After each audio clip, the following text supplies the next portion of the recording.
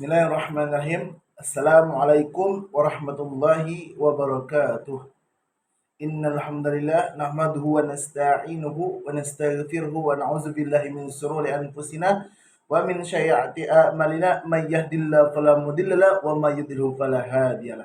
Asyhadu an la ilaha illallah wa asyhadu anna Muhammadan abduhu wa rasuluh. Dan nabi ba'da.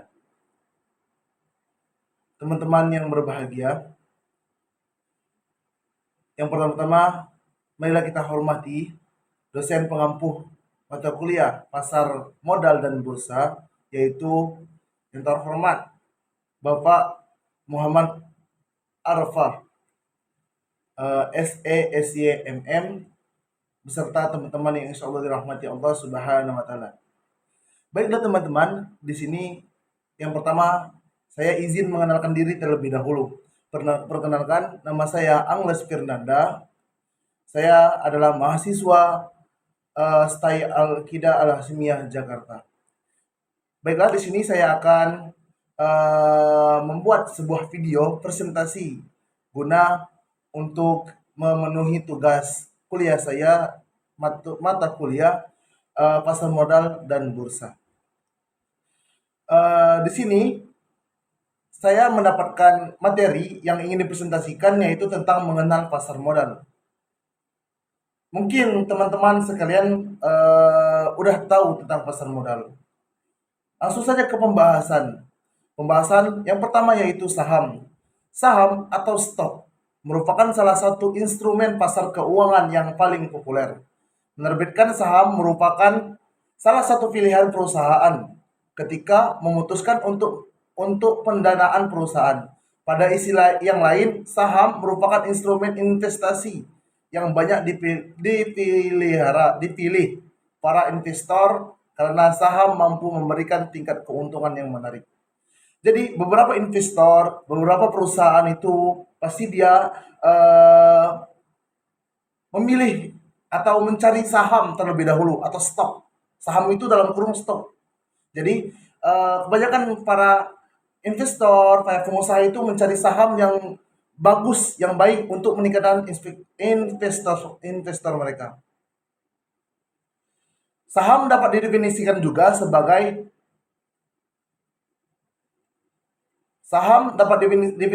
sebagai tanda penyertaan modal seseorang atau pihak badan usaha dalam suatu perusahaan atau perseorang terbatas. Dengan menyertakan modal tersebut, maka pihak tersebut memiliki klaim atas pendapatan perusahaan, klaim atas aset perusahaan, dan berhak hadir dalam rapat umum pemegang saham. Jadi, saham ini kita definisikan juga sebagai tanda penyertaan modal seseorang atau pihak badan usaha dalam suatu perusahaan atau perseorangan terbatas. Jadi, saham di sini adalah pihak dari perorangan atau dalam suatu perusahaan. Pada dasarnya ada dua keuntungan yang diperoleh investor dengan membeli atau memiliki saham. Yang pertama, ada yang namanya dividen. Dividen merupakan pembagian keuntungan yang diberikan perusahaan dan berasal dari keuntungan yang dihasilkan perusahaan. Dividen diberikan setelah mendapat persetujuan dari pemegang saham dalam RUPS.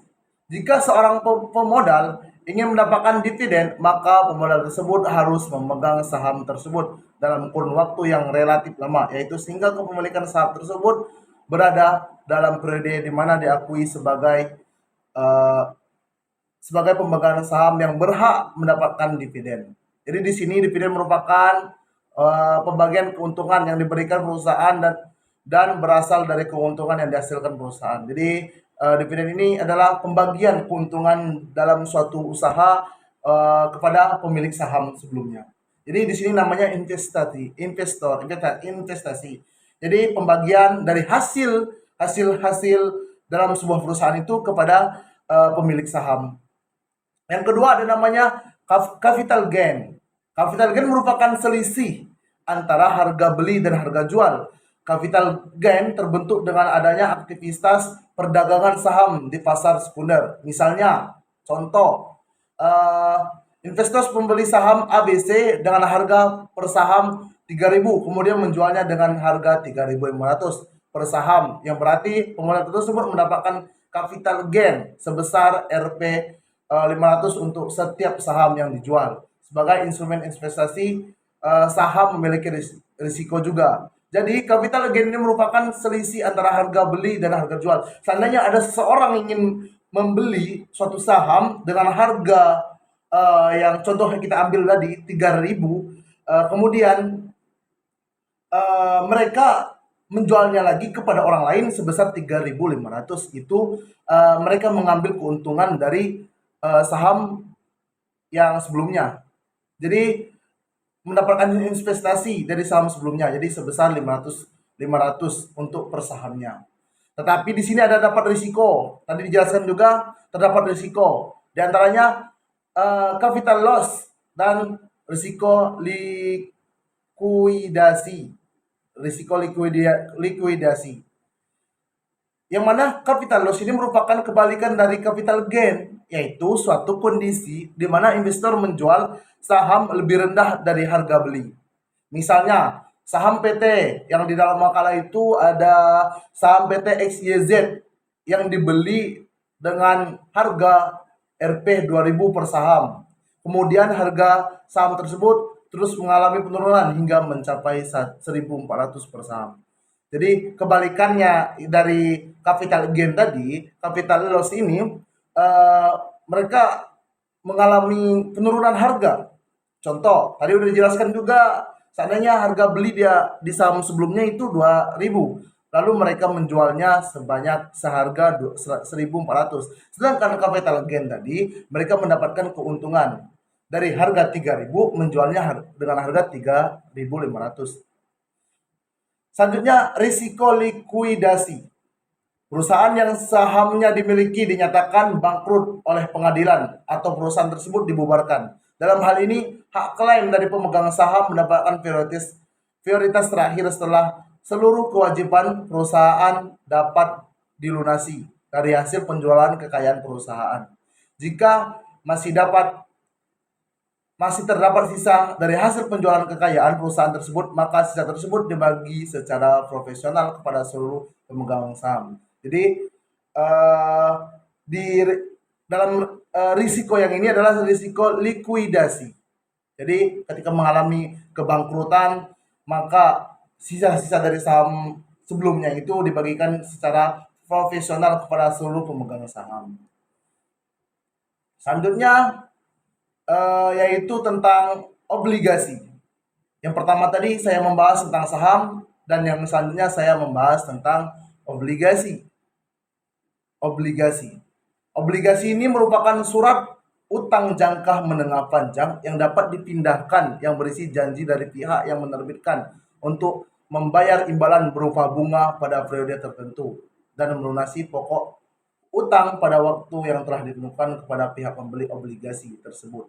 Di sini dijelaskan juga tentang obligasi merupakan surat utang jangka menengah panjang yang didapat dipindah tangankan yang berisi janji. Jadi di dalam obligasi ini adalah hutang, berupa hutang dari pemegang saham sebelumnya itu dipindah tangankan atau diserahkan kepada pemegang saham selanjutnya dengan syarat-syarat dan ketentuan yang telah ditentukan dalam hutang tersebut. Obligasi memiliki beberapa jenis yang berbeda, yaitu dilihat dari sisi penerbit. Itu terdapat juga terbagi menjadi 3: corporate bond, government bonds, dan municipal bond. Di sini terdapat juga dijelaskan semua. Corporate bonds itu obligasi yang diterbitkan oleh perusahaan baik yang berbentuk badan usaha memiliki negara BUMN atau badan usaha swasta. Sedangkan government bonds obligasi yang diterbitkan oleh pemerintah pusat. Dan municipal bond obligasi yang diterbitkan oleh pemerintah daerah untuk membiayai proyek-proyek yang berkaitan dengan kepentingan publik utility. Selanjutnya ada juga dilihat dari sistem pembayaran bunga. Zero coupon bonds coupon bonds, fixed coupon bonds, floating coupon bonds. Itu udah dijelaskan semua.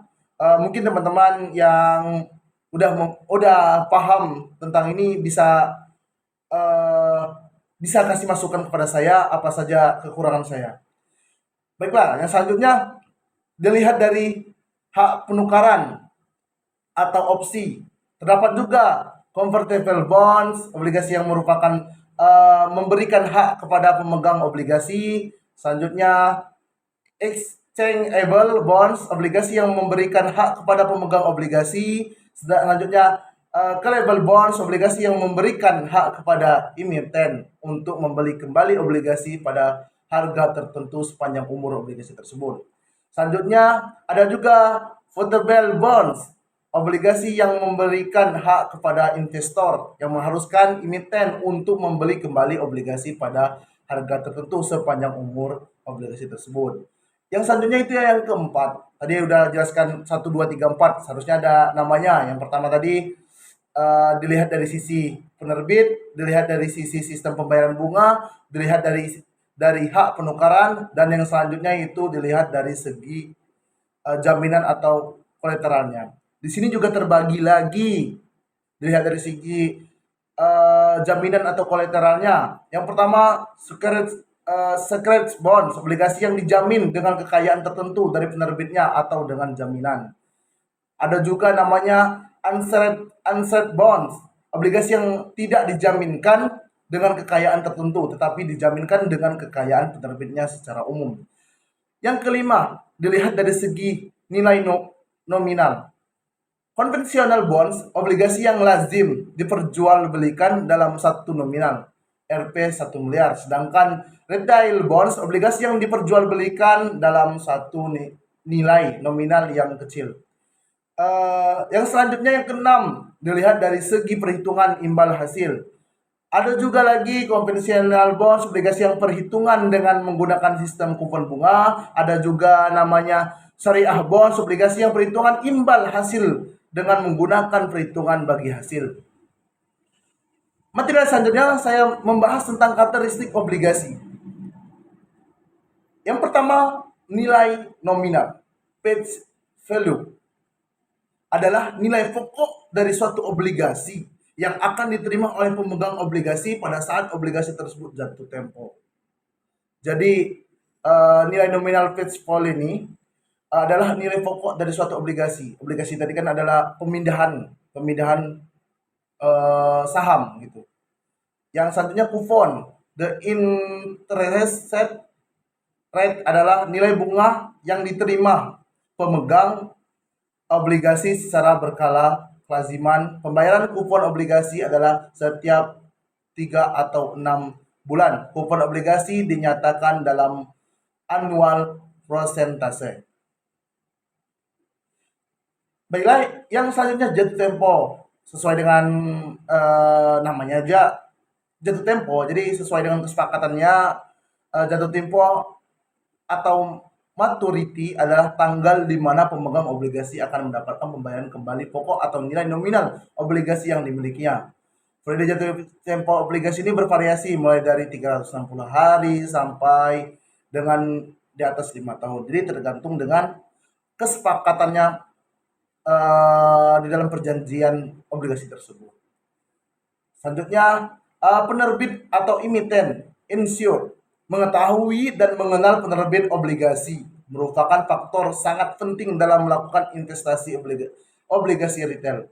Mengukur risiko atau kemungkinan dari penerbit obligasi tidak dapat melakukan pembayaran kupon dan atau pokok obligasi tepat waktu disebut default risk. Dapat dilihat dari peringkat rating obligasi yang dikeluarkan oleh lembaga pemerintah seperti Revindo atau Kasning Indonesia. Jadi itulah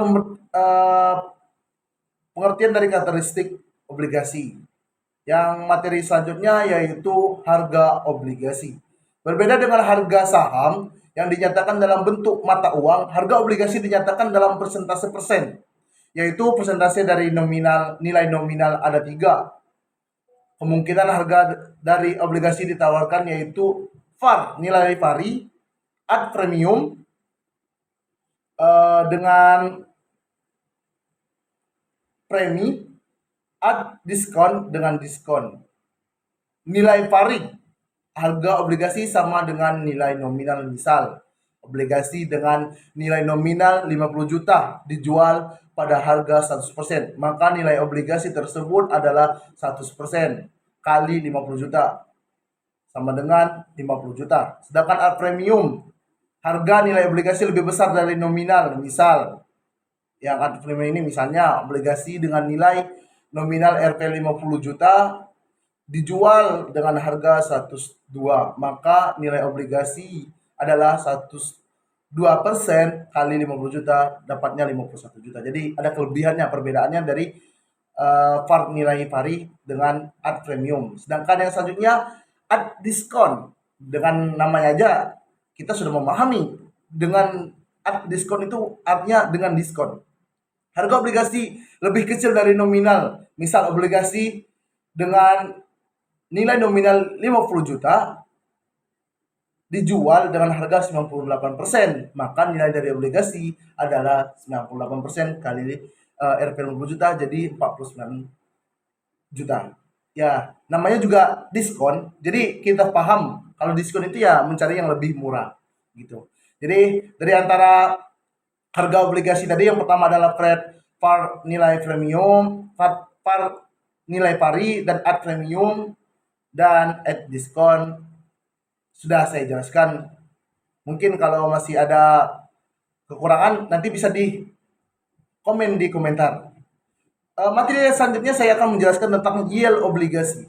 Pendapatan atau imbal hasil atau return yang akan diperoleh dari investasi obligasi dinyatakan sebagai yield, yaitu yield ini tadi yaitu hasil yang akan diperoleh investor apabila menempatkan dananya untuk dibelikan obligasi. Sebelum memutuskan untuk berinvestasi obligasi, investor harus mempertimbangkan besar yield obligasi sebagai faktor pengukur tingkat pengembalian tahunan yang akan diterima.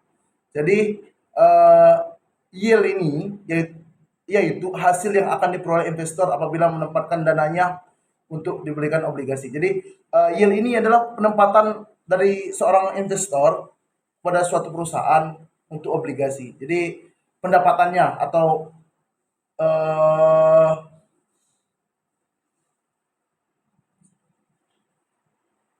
jadi yield itu ya di sini hasil ya, hasil yang akan diperoleh. Jadi hasil yang diperoleh oleh seorang investor.